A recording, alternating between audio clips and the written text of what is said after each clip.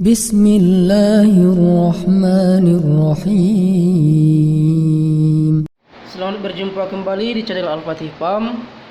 Semoga kita semua berada dalam lindungan rahmat Allah Subhanahu wa taala. Selamat dunia dan akhirat, berkah rezekinya, sehat badannya, panjang umurnya.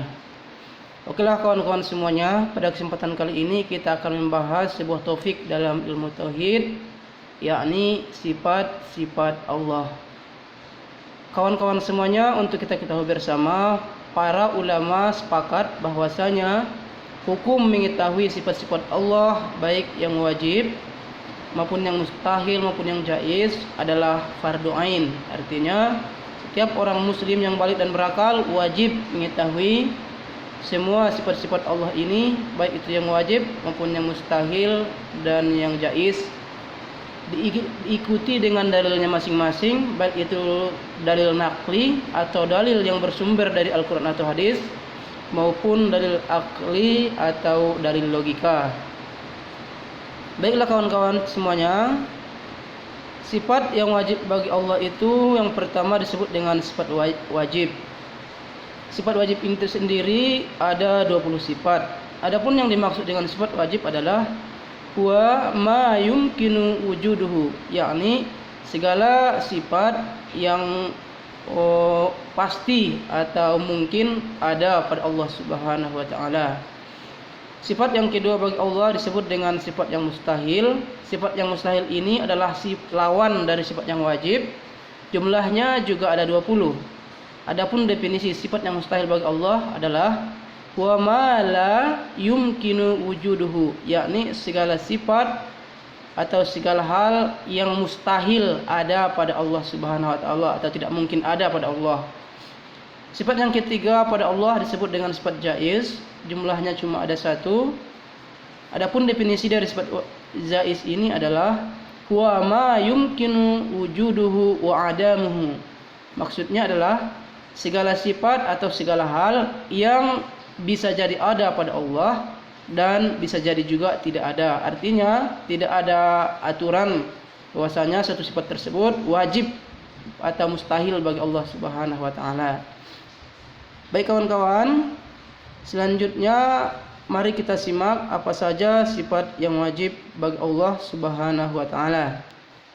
Sifat yang wajib bagi Allah Subhanahu wa taala dibagi menjadi 4 kelompok. Kelompok pertama disebut dengan sifat nafsiyah. Yang dimaksud dengan sifat nafsiyah ini adalah sifat wajibal wujud, sifat yang wajib ada, yang melekat kepada Allah Subhanahu wa taala dengan sendirinya, tanpa harus dikait-kaitkan dengan makhluknya atau dengan aspek-aspek yang lainnya. Artinya sifat ini adalah sifat yang sendirinya secara mandiri ada pada Allah Subhanahu wa taala. Sifat ini hanya ada 1, yaitu wujud. Wujud artinya ada. Lawan dari sifat wujud ini adalah sifat yang mustahilnya disebut dengan adam. Adam artinya tiada. Nah, dalil nakli atau dalil Al-Qur'annya adalah Allah Subhanahu wa taala berfirman dalam surah As-Sajdah ayat keempat, Bismillah, Allahul ladzi khalaqas samawati wal arda wa ma bainahuma fi sittati ayyam. Allah yang telah menciptakan 7 lapis langit dan 7 lapis bumi, dan apa yang ada di dalam langit dan bumi tersebut dalam 7 hari atau 7 masa. Nah, adanya alam semesta membuktikan adanya pencipta, dan pencipta yang mungkin menciptakan alam semesta ini hanyalah Allah Subhanahu wa taala.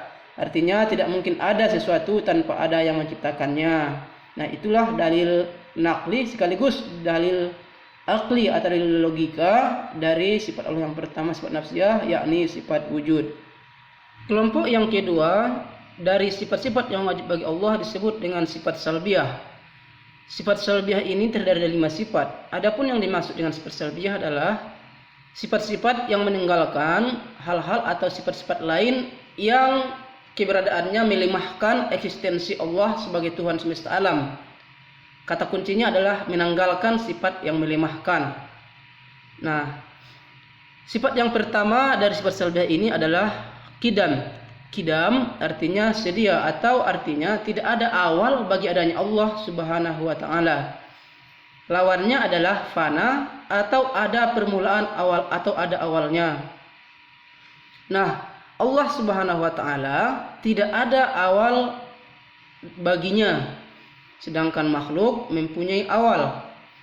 Nah, sifat yang kedua yang masuk kategori sifat salbiyah ini disebut dengan sifat baqo. Baqo artinya kekal. Lawan dari sifat baqo adalah hudus, artinya baharu atau sementara. Kekal itu maksudnya tidak ada akhir bagi Allah Subhanahu wa taala. Sedangkan makhluk adalah bersifat hudus atau mempunyai awal juga mempunyai akhir. Sifat yang ketiga yang masuk kategori salbiyah ini adalah sifat mukhalafatu lil hawadis, artinya berbeda dengan makhluk. Lawan dari sifat mukhalafatu lil hawadis adalah mumatsalatu lil hawadis, artinya sama dengan makhluk. Allah Subhanahu wa taala tidak boleh sama dengan makhluk, karena andai kata Allah Subhanahu wa taala sama dengan manusia, tentulah dia juga nantinya akan mempunyai kelemahan seperti manusia. Dan andai kata Tuhan atau Allah setara dengan manusia, punya kelemahan dengan manusia, maka mustahil dia jadikan sebagai Tuhan, dan mustahil dia mampu menciptakan alam semesta sebagaimana kita layaknya manusia biasa yang juga tidak akan mampu menciptakan alam semesta. Selanjutnya sifat yang keempat yang masuk kategori sifat salbiyah, sifat yang wajib bagi Allah adalah qiyamu bin nafsi. Artinya Allah Subhanahu wa taala ada dengan sendirinya, berbeda dengan makhluk, yaitu lawan dari sifat qiyamu bin nafsi yaitu qiyamu al ghair, ada karena ada yang lain yang menciptakannya. Nah, Allah berbeda, Allah berdiri dengan sendirinya tanpa ada yang menciptakan. Sedangkan lawannya adalah qiyamu al ghair, ada karena ada yang menciptakan. Selanjutnya sifat yang kelima yang masuk kategori sifat salbiyah atau sifat yang wajib bagi Allah adalah wahdaniyat, esa. Artinya mustahil Allah itu dua, tiga ataupun banyak. Lawannya dari wahdaniyat itu adalah ta'addud, artinya banyak Tuhan atau berbilang-bilang. Oleh karena itu wahdaniyah artinya Allah itu esa. Esa dalam segi zat tidak ada duanya, esa dalam segi sifat. Maksudnya sifat Allah itu kan banyak. Kenapa disebut esa? Maksudnya adalah kudrat Allah Maha Kuasa, maka Maha Kuasanya Allah tidak ada yang bisa menyamainya, tidak ada yang serupa dengan kekuasaan Allah. Atau Allah Maha mendengar, makhluk juga Maha mendengar, ada yang mendengar. Tapi pendengaran makhluk terbatas sehingga tidak bisa disamakan dengan sifat Maha mendengarnya Allah Subhanahu wa taala. Itulah maksudnya Allah itu esa dalam segi sifat ataupun esa dalam segi af'al atau perbuatan. Makhluk juga bisa berbuat, tapi perbuatan makhluk tidak akan bisa sama dan serupa dengan af'al atau perbuatannya Allah Subhanahu wa taala. Adapun dalil salbiyah kita ambil satu saja, yakni dalil dari sifat wahdaniyah untuk menghemat durasi, yakni dalil dari sifat esa. Dalam surah Al-Ikhlas ayat pertama Allah Subhanahu wa taala berfirman, Bismillah, qul huwallahu ahad. Katakanlah Allah itu Maha Esa. Atau dalam surah Al-Anbiya ayat 22 Allah Subhanahu wa taala berfirman, "Lau kana fihima alihatun illallah lafasadata. Fasubhanallahi rabbil 'arsy amma yasifun." Andai katalah ada Tuhan di langit dan di bumi selain Allah Subhanahu wa taala, pasti hancur langit dan bumi itu. Maka Maha Suci Allah Subhanahu wa taala, pemilik aras dan seluruh alam semesta dari segala hal yang disifatkan oleh orang-orang kafir. Maksudnya, andai katalah ada Tuhan selain Allah di alam semesta ini, pasti rusaklah alam semesta ini. Anggaplah Tuhan ada dua, maka kemungkinannya Tuhan satu akan berbeda keinginannya dengan Tuhan kedua. Maka perbedaan keinginan antara Tuhan satu dan Tuhan kedua ini akan memunculkan konflik kepentingan, sehingga terjadilah keributan antar Tuhan. Dan kalaulah antar Tuhan ribut, maka dipastikan yang lemah lah yang akan kalah. Alam semesta sebagai makhluknya akan hancur berantakan. Oleh karena itulah Allah mengatakan, andai kata ada Tuhan selain Allah di langit dan di bumi, pasti rusak atau binasa alam semesta ini. Maka perbedaan keinginan antara Tuhan satu dan Tuhan kedua ini akan memunculkan konflik kepentingan, sehingga terjadilah keributan antar Tuhan. Dan kalaulah antar Tuhan ribut, maka dipastikan yang lemahlah yang akan kalah. Alam semesta sebagai makhluknya akan hancur berantakan. Oleh karena itulah Allah mengatakan, andai kata ada Tuhan selain Allah di langit dan di bumi, pasti rusak atau binasa alam semesta ini. Nah, adapun makna salbiyah tadi adalah adanya kelima sifat salbiyah ini untuk menghilangkan atau meniadakan 5 sifat, yakni lawan dari 5 sifat salbiyah ini yang dapat melemahkan eksistensi atau ketuhanannya Allah Subhanahu wa taala. Seperti fana, ada awal. Nah, kalau Tuhan sendiri ada awalnya, apa bedanya dengan kita yang juga ada awalnya? Atau mungkin ta'addud, Tuhan berbilang-bilang. Nah, tentu dengan banyaknya Tuhan itu menunjukkan Tuhan itu lemah. Karena besar kemungkinan banyak Tuhan, banyak keinginan, dan akan banyak percekcokan dan perselisihan antar Tuhan. Dan secara logika hal tersebut menunjukkan bahwasanya yang banyak tersebut bukanlah Tuhan. Oleh karena itulah lahirlah sebuah kesimpulan Allah itu wahdaniyah, artinya esa dan satu-satunya. Nah, itulah kawan-kawan sifat salbiyah. Selanjutnya kelompok yang ketiga dari sifat Allah yang 20 disebut dengan sifat ma'ani. Jumlah dari sifat ma'ani ini ada 7. Yang dimaksud dengan sifat ma'ani adalah sifat yang kita lekatkan kepada Allah Subhanahu wa taala dengan maksud untuk menguatkan posisi Allah sebagai Tuhan dalam keyakinan atau keimanan kita. Kalau salbiyah tadi ada sifat yang kita lekatkan untuk maksud menghilangkan atau menanggalkan hal yang melemahkan. Nah, di sifat ma'ani ini ada sifat yang kita lekatkan dengan maksud untuk mengokohkan keyakinan atau akidah kita tentang ketuhanan atau posisi Tuhan bagi Allah Subhanahu wa taala. Sifat yang pertama disebut dengan sifat kudrat, artinya maha kuasa. Adapun lawan sifat kudrat adalah ajzun, artinya lemah. Nah, Allah itu maha kuasa. Sifat yang kedelapan atau sifat yang kedua adalah dari sifat ma'ani disebut dengan irodat. Allah itu maha berkehendak. Lawannya adalah karhun, terpaksa atau didikte. Nah, Allah itu maha berkehendak bebas, berkehendak mutlak, sementara kehendak yang ada pada manusia adalah kehendak yang terbatas atau kehendak yang telah diatur. Sifat yang ke-9 dari sifat 20 Allah Subhanahu wa taala atau sifat yang ketiga dari sifat ma'ani adalah ilmu, artinya maha mengetahui. Lawan dari ilmu adalah jahlun, yang artinya bodoh. Sifat yang ke-10 bagi Allah Subhanahu wa taala yang wajib kita ketahui adalah sifat al-hayat. Hayat artinya maha hidup. Lawan dari sifat hayat ini adalah maut, yang artinya mati. Nah, Allah itu adalah bersifat hidup, artinya bukan benda mati. Nah, kalaulah seandainya Allah itu patung atau benda mati, bagaimana mungkin dengan sifat terbatas pada patung atau benda mati mampu menciptakan sifat yang lebih sempurna pada makhluk hidup? Nah, Allah itu maha hidup, tapi hidupnya Allah berbeda dengan makhluk. Hidupnya makhluk ada awal ada akhir dan disertai ruh, sedangkan hidupnya Allah adalah kekal abadi, tanpa ada awal, tanpa ada akhir, dan tidak disertai dengan ruh. Sifat yang ke-11 bagi Allah Subhanahu wa taala disebut dengan sifat sama, artinya maha mendengar. Lawan dari sifat sama ini adalah sommu atau asommu, yang artinya tuli. Nah, Allah itu maha mendengar dan mustahil Allah itu tuli. Nah, pendengaran Allah itu tanpa celah atau tanpa kelemahan, tanpa perlu alat, tanpa batas. Allah mendengar apa yang bisa kita lihat, bukan hanya mendengarkan suara saja, sementara makhluk hanya mendengarkan suara dan punya batas tertentu.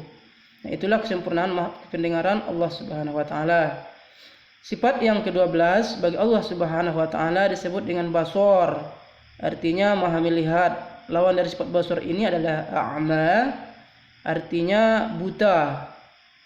Nah, Allah itu atau Tuhan itu harus maha melihat, dan penglihatan Tuhan harus sempurna tanpa batas bisa melihat suara, bisa melihat mulai dari yang halus atau kasar, yang indrawi ataupun yang tak indrawi. Tidak ada satupun yang tersembunyi dari penglihatan Allah Subhanahu wa taala.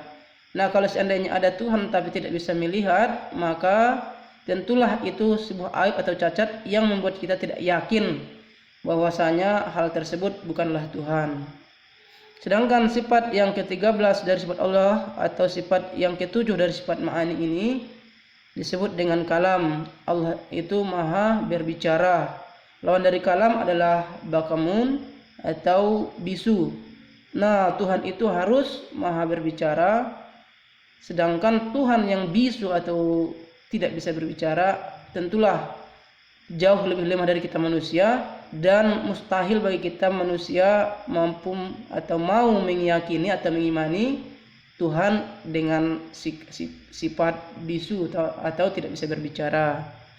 Nah, itulah 7 sifat ma'ani yang kita lekatkan kepada Allah dengan maksud untuk mengokohkan keyakinan kita tentang Tuhannya Allah Subhanahu wa taala atau posisi Allah sebagai Tuhan kita. Itulah makna sifat ma'ani. Sebagai dalil naqli dari sifat ma'ani ini kita ambil 2 sifat saja, yakni sifat sama' dan basar. Firman Allah dalam Al-Qur'an surah Asy-Syura ayat 11, Bismillahirrahmanirrahim. Laisa kamitslihi syai'un wa huwas samiul basir. Tidak ada satupun yang serupa dengan Allah dan Dia maha mendengar lagi maha melihat. Itu dalil naqli atau dalil Qur'annya. Sedangkan dalil logikanya adalah jika kita makhluk saja bisa mendengar dan melihat, bagaimana mungkin Tuhan yang kita sembah tidak mampu melihat dan tidak mampu mendengar? Nah, kalau ada yang disebut Tuhan tapi tidak bisa mendengar dan melihat, secara logika maka kita tidak mungkin bisa menerima dan mau menyembah Tuhan tersebut. Berikutnya kelompok sifat yang keempat dari sifat-sifat Allah yang 20 disebut dengan sifat ma'nawiyah. Yang dimaksud dengan sifat ma'nawiyah ini adalah sifat-sifat yang melazimi dari sifat-sifat ma'ani. Artinya sifat ini ada seiring dengan adanya sifat ma'ani yang 7 tadi sebelumnya. Nah, kalau sifat ma'nawiyah ini adalah kondisi atau aplikasi dari sifat ma'ani sebelumnya.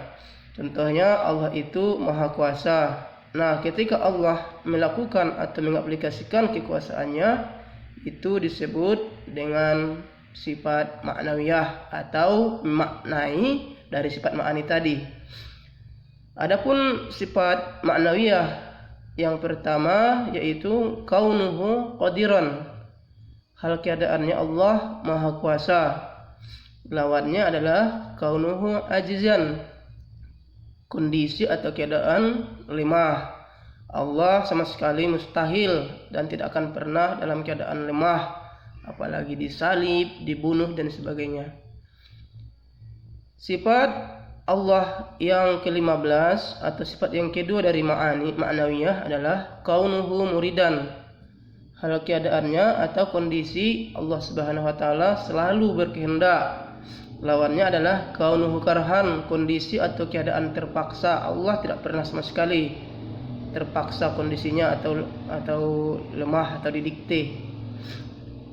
Sifat Allah yang ke-16 atau yang ketiga dari sifat ma'nawiyah adalah kaunuhu aliman. Kondisi atau keadaan Allah maha mengetahui. Lawannya adalah kaunuhu jahlan atau kondisi atau dalam keadaan Allah bodoh. Allah itu maha mengetahui bukan berasal dari sebelumnya tidak tahu menjadi tahu layaknya manusia, tapi Allah itu ada dalam keadaan maha mengetahui secara sempurna. Selanjutnya sifat Allah yang ke-17 atau yang keempat dari sifat ma'nawiyah adalah kaunuhu hayyan. Kondisi atau keadaan Allah maha hidup. Lawannya atau sifat yang mustahilnya adalah kaunuhu mayitan. Kondisi atau keadaannya mati. Allah itu maha hidup, tidak didahului oleh mati sebelumnya atau tidak didahului oleh tiada.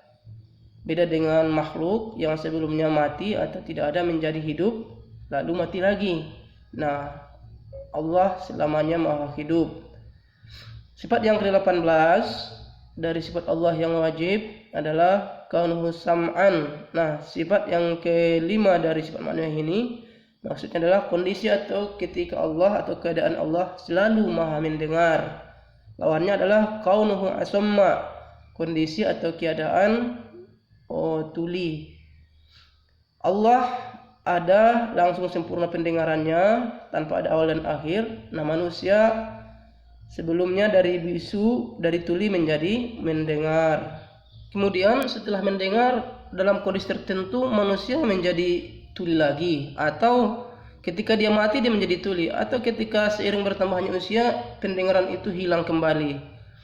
Nah, dan juga makhluk mendengar membutuhkan alat pendengaran, yakni telinga, sementara Allah mendengar dengan zat wajib wujudnya tanpa membutuhkan alat pendengaran. Berikutnya, sifat yang wajib bagi Allah adalah yang ke-19, kaunuhu basiron. Maksudnya kondisi atau keadaan Allah selalu maha melihat. Lawannya adalah kaunuhu a'ma, kondisi atau keadaan buta. Nah, Allah Subhanahu wa taala maha melihat dengan sempurna tanpa ada keterbatasan, tak membutuhkan alat dan tidak ada awal dan akhirnya. Perbedaannya dengan makhluk, manusia melihat atau makhluk melihat dengan membutuhkan alat melihat, penglihatannya terbatas dan ada awal dan akhir dari penglihatan manusia tersebut. Selanjutnya, sifat yang terakhir yang wajib bagi Allah atau sifat ke-20 atau sifat yang ke-7 dari sifat ma'nawiyah adalah kaunuhu mutakalliman atau kaunuhu takliman, kondisi atau keadaan Allah maha berbicara. Allah itu tidak pernah, lawannya adalah kaunuhu bukman, Allah itu tidak pernah bisu. Allah senantiasa mampu berbicara dan berkata-kata, berfirman atau memberi wahyu, tak membutuhkan alat untuk berbicara layaknya makhluk membutuhkan lisan atau lidah, dan tidak ada awal dan akhirnya, dan pembicaraan Allah itu terbatas. Sementara pembicaraannya makhluk itu terbatas, terdiri dari huruf dan suara, membutuhkan alat untuk berbicara atau lisan dan mulut. Kemudian pembicaraannya terbatas, ada awal dan ada akhirnya. Itulah perbedaan antara kondisi atau keadaannya berbicaranya Allah dengan berbicaranya makhluk. Nah, itulah 20 sifat yang wajib bagi Allah Subhanahu wa taala serta ya lawan-lawannya atau sifat mustahilnya, dan pembagiannya yang terdiri dari 4 pembagian. Adapun dalil naqli atau dalil aqli dari sifat kaunuhnya Allah Subhanahu wa taala atau sifat ma'nawiyahnya Allah taala sama dengan dalil yang ada pada sifat ma'ani. Karena sebenarnya sifat ma'nawiyah ini adalah aplikasi atau kondisi Allah ketika menggunakan atau membuktikan sifat ma'aninya. Nah, karena itu dalilnya sama saja. Selanjutnya, pembahasan yang ketiga dalam video ini yaitu sifat jaiz bagi Allah. Definisi sifat jaiz tadi sudah kita jelaskan bersama, yaitu huwa ma kana yumkinu adamuhu wa wujuduhu, yaitu mungkin ada mungkin tidak. Adapun sifat jaiz Allah itu yaitu fi'lu syai' atau tarkuhu, yaitu setiap perbuatan Allah yang bebas melakukan sesuatu atau tidak melakukannya. Contohnya, Allah bebas menciptakan makhluk sesuai dengan keinginannya. Allah bebas memilih menciptakan atau sama sekali tidak menciptakannya. Tidak ada paksaan bagi Allah untuk menciptakan alam semesta. Allah berhak untuk menciptakan manusia, hewan dan sebagainya, sebagaimana Allah juga berhak untuk tidak menciptakannya. Nah, perbuatan Allah yang seperti ini boleh mencipta atau tidak mencipta, boleh dilakukan atau boleh tidak dilakukan, ini disebut dengan jaiz atau sifat yang jaiz bagi Allah Subhanahu wa taala. Oke kawan-kawan, itulah pembahasan kita pada kesempatan kali ini. Semoga bermanfaat. Andai kata ada pertanyaan atau komentar atau kritik dan saran, silahkan tinggalkan di kolom komentar. Terima kasih atas semua perhatian dan kerjasamanya.